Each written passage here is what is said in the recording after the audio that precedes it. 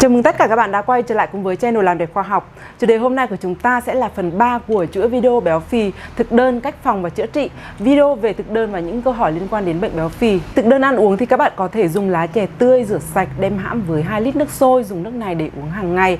Và bài này thì ngoài công dụng làm tiêu mỡ bụng, giảm cân, hạ cholesterol thì còn giúp tươi đẹp nhan sắc. Cà chua cũng là loại trái cây có công dụng trợ giúp tiêu hóa các chất đạm và chất béo. Cà chua có chứa chất xơ, dùng nhiều thì sẽ có cảm giác no, bớt ăn và có thể giảm béo được. Hoặc là bưởi cũng là một trong những loại trái cây giúp giảm cholesterol, và chúng ta nên dùng một số loại trái cây như là thanh long, bưởi hoặc là ổi trước bữa ăn để chiếm một phần diện tích dạ dày, giúp ăn ít và giảm cân. Và ngoài ra thì món khoai tây sẽ làm nhanh đầy bao tử và cắt giảm cơn đói tức thì. Và các bạn không nên bỏ qua món ăn này nếu như các bạn muốn giảm đi một vài cân thừa. Khoai tây được luộc chín thì chúng sẽ trở thành món ăn làm no hơn gấp 3 lần so với bánh mì, và hơn nữa thì cảm giác no cũng kéo dài hơn so với các loại thức ăn khác. Vì vậy cho nên bạn bớt ăn vặt và hấp thụ ít thức ăn hơn. Nó sẽ có thể giúp bạn kiểm soát cơn đói và bớt ăn vặt và no lâu hơn. Và ngoài ra thì hải sản thường không quá béo và chế biến cũng ít mỡ và thường chỉ cần luộc hay là nướng. Và các nhà nghiên cứu thì cho biết rằng ăn hải sản sẽ cắt giảm được 66 calo trên một ngày. Tuy nhiên thì với những món tôm thì bạn nên để ý rằng nước sốt hay là dầu giấm ăn thì chúng ta nên hạn chế, bởi vì nó có chứa nhiều chất béo. Và việc này thì không những giúp bạn có được thân hình gọn gàng, mạnh khỏe mà còn giúp giảm stress, giảm nồng độ hormone cortisol trong máu, và bạn trở nên năng động hơn, yêu đời hơn và làm những công việc hiệu quả hơn. Và hãy sử dụng hoàn toàn dầu thực vật, đặc biệt là dầu ô liu thì thay cho mỡ động vật trong chế biến thức ăn. Một cuộc nghiên cứu cho thấy rằng chỉ cần dùng 2 muỗng canh dầu ô liu mỗi ngày liên tục trong một tuần thì tỷ lệ cholesterol có hại trong máu sẽ giảm hẳn. Hãy thay thế đạm động vật bằng đạm thực vật. Các bạn cần nhớ rằng hạn chế ăn chất béo bão hòa. Các loại chất béo bão hòa có trong bơ, mỡ động vật, sữa nguyên kem, bánh quy, snack là những nguyên liệu chính tạo thành mỡ tích trữ. Sau đây thì mình sẽ giải đáp một số câu hỏi về bệnh béo phì. Thứ nhất là làm sao để khi ăn nhiều đồ ngọt mà vẫn không béo. Thì một số người thường có thói quen vào buổi tối vừa xem tivi vừa nhâm nhi kẹo hoặc là bánh ngọt, thì điều này thật sự rất là nguy hiểm cho sức khỏe.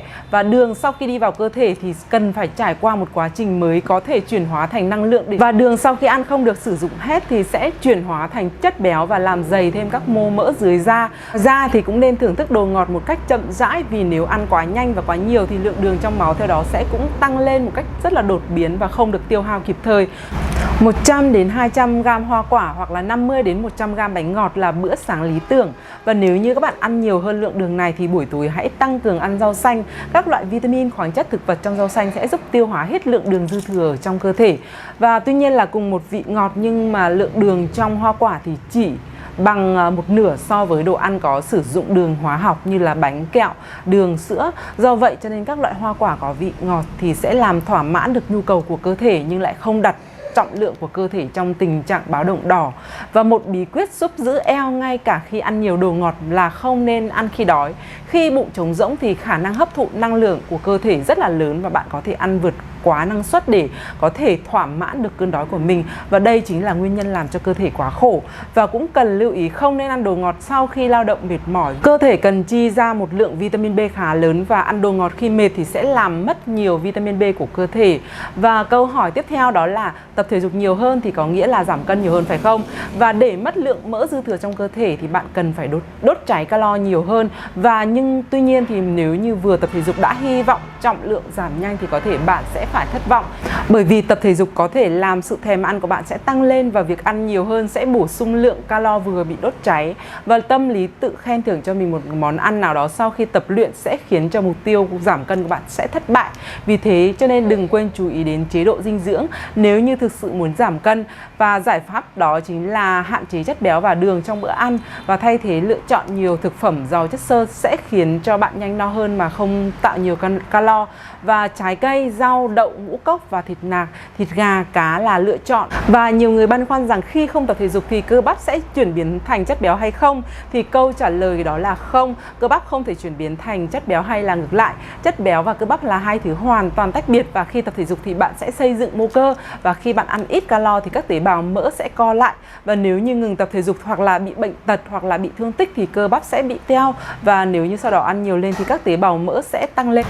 Một nghiên cứu cho thấy rằng cách tốt nhất để mất lượng mỡ dư thừa trong cơ thể là những bài tập thể dục ngắn, và nghiên cứu cũng chỉ ra rằng mối liên hệ giữa những bài tập thể dục thể thao ngắn hơn thì có thể dẫn đến giảm được nhiều chất béo hơn là những bài tập thể dục dài.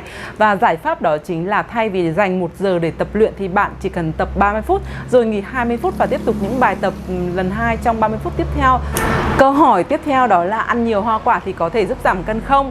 Câu trả lời đơn giản là ăn nhiều hoa quả thì có thể giảm cân, nhưng ăn quá nhiều bất cứ thứ gì thì đều có thể dẫn đến tăng cân hoặc là không thể giảm cân được. Và hoa quả và rau xanh là chứa rất nhiều nước và chất xơ, hàm lượng calo thấp hơn nhiều so với các loại thực phẩm và ít gây tăng cân hay là giữ cân. Tuy nhiên thì hoa quả nhiều calo gấp 3 lần so với các loại rau lá xanh. Có rất nhiều người có suy nghĩ rằng ăn hoa quả có thể ăn thoải mái mà hoàn toàn không biết rằng việc nạp tùy thích thì nó sẽ gây dư thừa calo, có thể dư thừa đến 250 calo trên một ngày và khiến họ không thể giảm nổi 0,5 chất béo trong 2 tuần thực hiện giảm cân. Vì vậy cho nên nó là nguyên nhân khiến những người ăn nhiều hoa quả mà không thể giảm được cân. Và vì vậy cho nên hạn chế lượng hoa quả nạp vào mỗi ngày, tối đa chỉ 3 khẩu phần cho mỗi ngày. Chúng ta nên tránh các loại hoa quả khô, các loại quả trộn hay là nước ép. Và đây là những loại mà có chứa nhiều calo và ít chất xơ, và đồng thời lại thường làm cho người sử dụng ăn uống nhiều hơn dự tính. Và về đường trong quả thì được gọi là fructose. Nó tốt cho sức khỏe hơn các loại đường tinh luyện hoặc là siro, nhưng mà lượng calo thì cũng không hề nhỏ, 4 calo trên 1 gam. Vì thế không thể vô tư ăn quả ngọt nếu như muốn giảm cân. Câu hỏi tiếp theo là làm thế nào để có một chế độ ăn kiêng hợp lý và khỏe mạnh? Thì giảm cân không đồng nghĩa với những thực đơn cực kỳ đơn giản, và chế độ ăn kiêng thì vẫn cho phép bạn duy trì năng lượng bằng thức ăn ít chất béo, ít calo nhưng lại đảm bảo dinh dưỡng, và hãy tự tin ăn để giảm cân.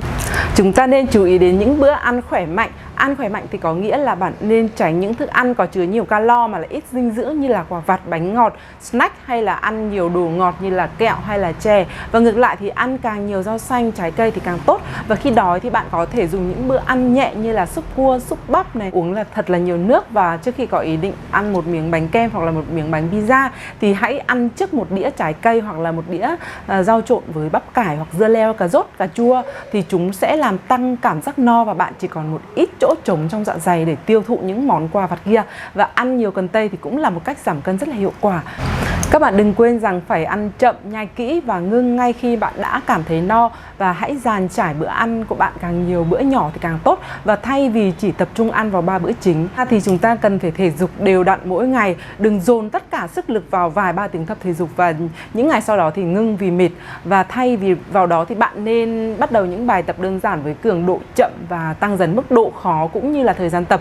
Ví dụ như là hôm nay thì bạn đi bộ được một vòng công viên thì hãy lặp lại quãng đường đó trong vòng 1 tuần, và đến tuần thứ 2 thì bạn tăng lên thành đi bộ 2 vòng. Và quan trọng nhất là phải tập luyện thật là đều đặn và đừng quá rảnh rỗi. Chúng ta thường có khuynh hướng ăn nhiều khi buồn chán và rảnh rỗi, vì vậy cho nên bạn đừng để cho mình phải ngồi chơi xơi nước quá lâu, và hãy đọc sách, đi mua sắm, chơi game hay là luyện tập một môn thể thao yêu thích để quên đi cảm giác thèm ăn. Và một số bí quyết giúp bạn ăn kiêng rất là hiệu quả. Thứ nhất là hãy tìm những người bạn có ý định muốn giảm cân như bạn để cùng thực hiện việc ăn kiêng, thì bạn sẽ thấy mình có thêm quyết tâm và trách nhiệm khi cùng thi đua với một ai đó. Và chúng ta nên ăn thịt gà và cá nhiều hơn so với thịt đỏ như là thịt bò, thịt heo. Và các món ăn nên được chế biến theo dạng luộc, hấp, hầm hoặc là nướng hơn là chiên xào. Hạn chế dùng các món phải dùng nhiều dầu mỡ để chế biến. Và nếu như muốn hiểu rõ hơn về bệnh béo phì để đưa ra cho mình một phương pháp giảm béo nhanh nhất thì các bạn có thể xem lại phần 1, phần 2 để có thể có thêm nhiều thông tin hữu ích. Và hãy subscribe kênh Làm Đẹp Khoa Học để đón xem những kiến thức làm đẹp khoa học. Cảm ơn và hẹn gặp lại các bạn vào 8 giờ mỗi tối.